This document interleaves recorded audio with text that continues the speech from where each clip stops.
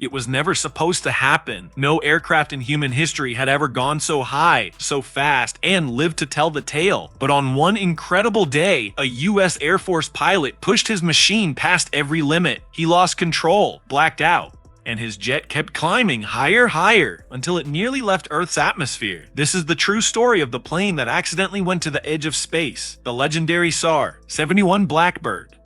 A jet so powerful, so secret, and so advanced that even decades after its retirement, no aircraft has ever matched what it could do. But behind the sleek black titanium skin and the headlines of record speed lies a story few know, of danger, death, and the day the Blackbird nearly became the first airplane in space. Number 1. The birth of the impossible jet. SR-71 wasn't born in a normal factory. It came from the hidden world of Cold War secrecy, the Lockheed Skunk Works, where engineers like Clarence Kelly Johnson turned science fiction into flying reality. In the 1950s, the world was on edge. The US needed eyes deep inside Soviet territory, but spy planes like the U-2 were too slow and vulnerable to missiles. So Johnson was told to create something untouchable, a machine that could fly higher than any missile, faster than any jet, and invisible to radar. The result was the A-12, and later its evolution, the SR-71 Blackbird.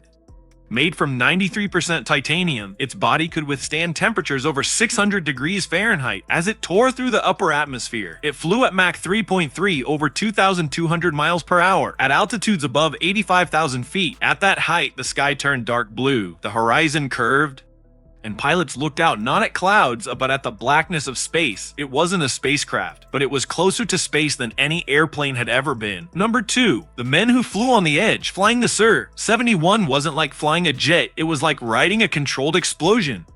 The pilots who climbed into those black titanium birds wore pressure suits, similar to astronauts. Not for show, but because one mistake could leave them floating unconscious above the world with no oxygen. At Mach 3, even a small movement could destroy the aircraft. The air around it was so hot that friction alone could make it glow red.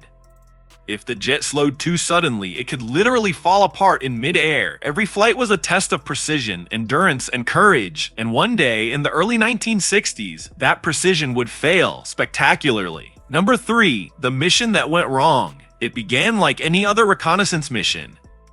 A pilot, let's call him Major Bill Weaver, one of the most experienced SR-71 aviators, took off from a secret base in California on a high-altitude test flight. The Blackbird roared down the runway, engines screaming as the twin Pratt and Whitney J58s ignited, each one spitting out 34,000 pounds of thrust. Moments later, the jet was climbing almost vertically, punching through the atmosphere like a missile. At Mach 3.1 and 78,000 feet, everything was going perfectly. Then, without warning, the unthinkable happened. A tiny valve malfunctioned, and the Blackbird suddenly went out of control. Number 4. The breakup at 78,000 feet. At that speed and altitude, air behaves differently. There's almost no room for error, literally. If an SR-71 ever experienced an unstarted shockwave collapse in one of its engines, it could send the aircraft into an instant roll, like being kicked by a hurricane at 3 times the speed of sound. That's exactly what happened. The left engine suddenly unstarted, and the Blackbird flipped violently. The plane went from straight and level flight to a tumbling, spinning blur, rolling faster than any human could comprehend. Major Weaver and his reconnaissance systems officer, Jim Zwayer, were thrown around in the cockpit, their vision blurring, their bodies pinned by forces over 15 grays. They had no control, no visibility, and at that altitude, no one to save them. Weaver blacked out. The SR-71, still moving at over 2,000 miles per hour, began to break apart in the thin upper atmosphere, and then something truly incredible happened. Number 5. The plane that didn't stop climbing. When Major Weaver regained consciousness, he was floating in the stratosphere. He was still strapped into his ejection seat, spinning slowly. The plane itself was gone, ripped apart by aerodynamic forces. But something didn't make sense. He was supposed to fall back toward Earth. Instead, he was still rising. The pressure suit had saved him. It automatically sealed and inflated when the cockpit depressurized, giving him a bubble of oxygen. Through the curved faceplate of his helmet, he could see the Earth, not from above the clouds, but from above the atmosphere itself. Below him, the planet curved away into blue. Above him, the sky was black, not dark, but space black, he later said. It felt like I was weightless, like I had left the world. For a few fleeting seconds, he wasn't falling. He was drifting at the edge of space on a ballistic arc created by the SR-71's final climb. The Blackbird, or what was left of it, had carried him higher than any jet had ever gone by accident. Number 6, the longest fall back to Earth. Then came gravity. Weaver began to drop, at first slowly, then faster, spinning and tumbling through the thin air. His ejection seat separated automatically, and his parachute deployed at around 15,000 feet. Below him stretched the desert of New Mexico, endless tan and gold, silent except for the wind. And Sol 17. When he finally hit the ground, rescue teams were already scrambling to find him. He was bruised, disoriented, but alive. His back, cedar. Jim Zwayer wasn't so lucky. He never regained consciousness after the breakup. His loss became one of the most tragic reminders of how dangerous the Blackbird truly was. When Major Weaver was debriefed, engineers could barely believe what he described. The flight data confirmed it that the SR-71 had pitched up sharply during the breakup, sending debris and Weaver above 90,000 feet, briefly exiting the dense layers of Earth's atmosphere. For all practical purposes, he had been in space. Number 7, the plane that survived the impossible. The Air Force recovered the wreckage, twisted shards of black titanium scattered for miles. But the cause of the accident wasn't sabotage or error. It was simply the limits of physics. At Mach 3, the slightest instability, even a valve closing a fraction of a second late, could rip a 107-foot jet to pieces. Yet even in failure, the Blackbird taught engineers how to build the next generation of high-speed aircraft. From those lessons came new designs, stealthier, faster, and smarter, leading all the way to the SR-72 son of Blackbird, now rumored to be in development. The original SR-71 fleet continued to fly missions for nearly 25 more years, over Vietnam, North Korea, and Libya, until its retirement in 1999. It was never shot down, not once. Number 8, what it felt like to touch space. Every SR-71 pilot described the same thing at 85,000 feet. You don't feel like you're flying. You feel like you're sliding between worlds. The air is too thin for turbulence. The sky is so dark, stars are visible even at midday. And the curve of the Earth fills your vision like a living globe. In his own words, Major Weaver said, "You can't tell where the sky ends and space begins. You just realize how small you are." Many pilots later admitted that the experience changed them, not just as aviators, but as people.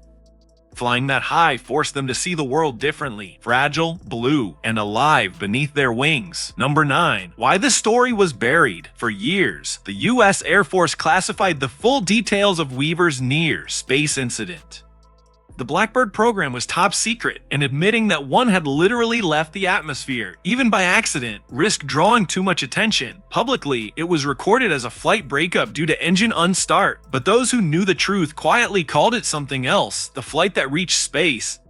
To this day, no manned jet aircraft has officially flown higher than the SR-71's documented ceiling. Even modern fighters like the F-22 or F-35 can't come close. It remains a record born not from design but from accident, courage, and survival. Number 10, the legacy of the Blackbird. The SR-71 Blackbird was more than just a reconnaissance aircraft. It was a declaration of what humanity could achieve when imagination and courage collided. Born in the secret halls of Lockheed's Skunk Works, the Blackbird wasn't built to fight or destroy. It was built to know, to see what others could not, to fly higher, faster, and farther than any aircraft before or since. It was America's silent guardian, photographing missile sites and troop movements from 85,000 feet, moving too fast for even the most advanced weapons to touch. At the height of the Cold War, the Blackbird became a symbol, a technological whisper that said, "We see you." Its titanium skin turned purple in the heat of Mach 3 flight. Its engines glowed white, hot against the stratosphere. And yet, despite its futuristic appearance, the SR-71 was created by engineers using pencils, drafting tables, and slide rules. There were no supercomputers, no digital simulations, just genius, grit, and experimentation. When pilots strapped into the Blackbird, they didn't just fly, they entered the unknown. A mistake could mean instant death, yet they did it again and again. Every mission was a blend of science and bravery, proof that progress always demands risk. Today, even as satellites circle Earth and drones scan from afar, nothing has quite replaced the mystique of the SR-71. It remains a masterpiece, a relic of fire and ambition that pushed the limits of physics and fear. The Blackbird's legacy isn't just in its speed records or photographs. It's in the lesson it left behind that true innovation doesn't wait for permission, it dares the impossible and flies straight into it. Closing. When the SR-71 flew, the world below was divided by walls, ideologies, and fear. But at 90,000 feet, there were no borders. Just the Earth, small, glowing, and breathtakingly fragile. It was a machine born from secrecy, designed for war, but it showed humanity something far greater, that even in the darkest times, we never stopped reaching upward towards speed, toward the unknown, towards space. Conclusion. This was the story of the SR-71 Blackbird, the plane that wasn't supposed to go to space, but did. A symbol of human daring and the price we sometimes pay to touch the edge of the impossible.